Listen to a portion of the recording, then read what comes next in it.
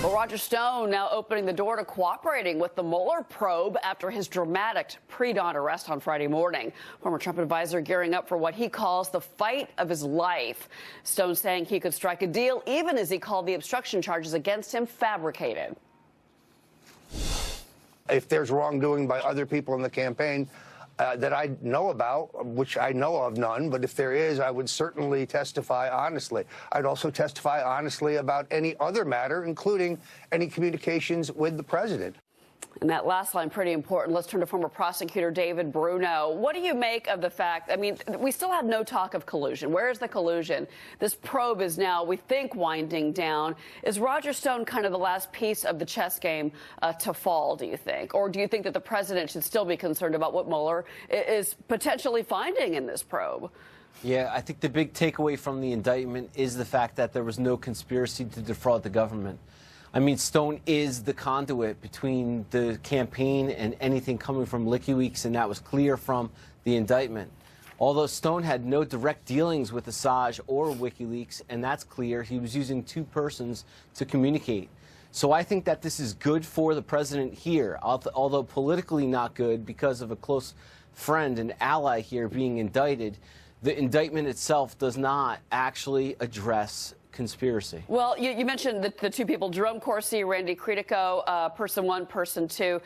They've indicated that they're willing to fight back against Stone if this goes to trial. And Roger Stone says that he wants to go to trial. But I want to move on to kind of what this kind of appears to look like. You know, you had CNN cameras rolling on Friday morning. You had this pre-dawn arrest. His wife is deaf. I mean, it's Roger Stone. And he said in his interviews afterward, he goes, if they would have just called my attorney or to turn myself in, why the dramatics? And why the cameras? Yeah, candidly, I did not have a problem with the way that the search warrant was executed. Let's not forget, this was not just an arrest. This was actually a search warrant of the house, and there was an indictment that had obstruction and evidence of actually tampering. So given those facts, I did not think that it was unreasonable to have the amount of people. I do question why CNN was there, although they said that this was anticipated. And to be quite frank, there were a lot that did anticipate that this indictment would come at some point. So. Well, yeah, I mean, and Mark Penn, I want you to listen really quick to Mark Penn said about that, because there really is a lot of outrage about how this was handled. And I know that you say you don't have a problem with it, but there is a lot of outrage. Listen to Mark Penn and what he said about kind of how this Roger Stone situation was handled. This arrest with guns drawn and scores of agents, also when Roger Stone has a deaf wife, was outrageous.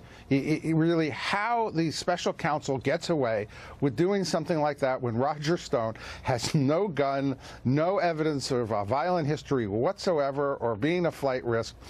Okay, now let's go back to your point about this. What do you think they were looking for? If they did search the property and they did, is this something that President Trump needs to be concerned about? And should, frankly, investors be concerned if the president's in jeopardy?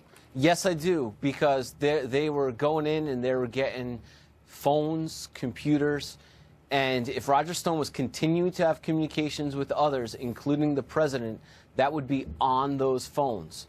You know, his crimes happened in 2016, so he's had over 2 years to have continued communications with potential co-conspirators. But still no major accusations against the president. I mean, and again, we've been led to believe, not confirmed, of course, by Mueller's office, but led to believe. But, you know, it's Paul Manafort.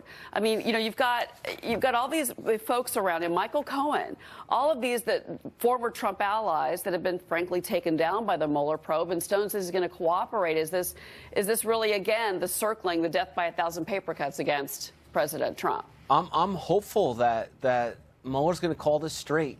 And look at last week where he came out against the BuzzFeed article, and then this indictment itself. He had every opportunity to bury the president here.